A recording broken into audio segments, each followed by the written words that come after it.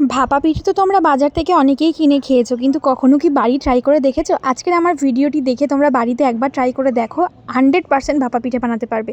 যার জন্য লাগবে চালের গুঁড়ো, নারকেল আর গুড়। এই যে একটা গামলা নিয়ে নিয়েছি, এর মধ্যে দিয়ে নিচ্ছি গরম জল। গরম জলটা রেখে দিচ্ছি, প্রথমে নিয়ে নেব চালের গুঁড়ো। চালের গুঁড়ো এই পরিমাণে আমি দিয়েছি, তোমরা যতটা করতে চাইবে সেই পরিমাণে দেবে। এর মধ্যে একটুখানি নুন দিয়ে নিয়েছি টেস্টটাকে ব্যালেন্স করার জন্য। এইবার নুনটাকে ভালো করে ওই চালের গুঁড়োর সাথে মিশিয়ে নিলাম, নিয়ে এবার অল্প অল্প করে জল দিতে হবে আর চালের গুঁড়োটা ভালো করে মেখে নিতে হবে। দেখো আবার বেশি জল দিয়ে ফেলো না, বেশি জল দিয়ে ফেললে কিন্তু একদম অবস্থা কাহিল হয়ে যাবে। যাই হোক, অল্প অল্প জল দিয়ে তোমরা এই যে ঠিক এইভাবে মেখে নেবে, যাতে এই দলাটা হাতের মুঠ করলে এই যে এরকম অবস্থায় পরিণত হয়, ভেঙে যাবে, আবার মুঠ করলে মুঠ হয়ে থাকবে, তাহলে কিন্তু ভাপা পিঠেটা পারফেক্ট হবে। এই যে দেখে নিয়েছো কী করে করেছি। এইবার একটা বাটি নিতে হবে যে সাইজের পিঠেটা তুমি করতে চাইছো। এবার এই বাটির মধ্যে ওই যে গুঁড়োটা আটার দলাটা বানিয়েছি ওইটা দিতে হবে।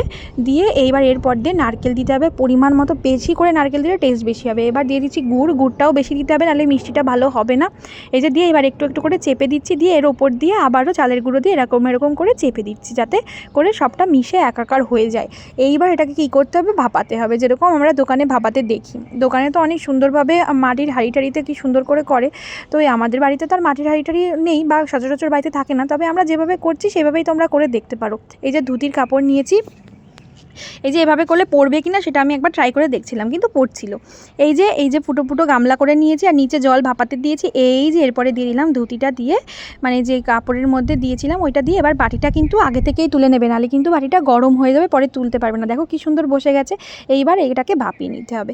চলো, এটাকে মিনিমাম 10 মিনিট এক একটা করে ভাপাতে টাইম লেগেছে। এই যে ঢাকনাটা দিয়ে দিচ্ছি, এটা কিন্তু 1-2 মিনিট অন্তর অন্তর তুলে দেখতে হবে, না হলে কিন্তু নিচ থেকে জল ওপরে চলে আসবে। এই যে হয়ে গেছে ফাইনালি আমার পিঠেটা।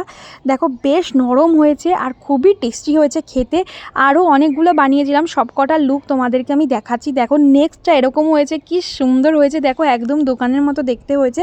আর এই যে হয়েছে আরও দুটো, যেটার উপর দিয়ে একটু একটু ফেটে গেছিলো। সব রকম দেখাবো, করেছি যখন সব রকম দেখাবো। প্রথম দুটো কিন্তু একটু একটু ফেটে গেছিলো, পরেরগুলো কিন্তু পারফেক্টলি হয়েছিল। আর এই যে লাস্টেরটা, এই যে এর উপর দিয়ে আমি একটু গুড় দিয়ে আর একটুখানি সুন্দর ডিজাইন করেছিলাম।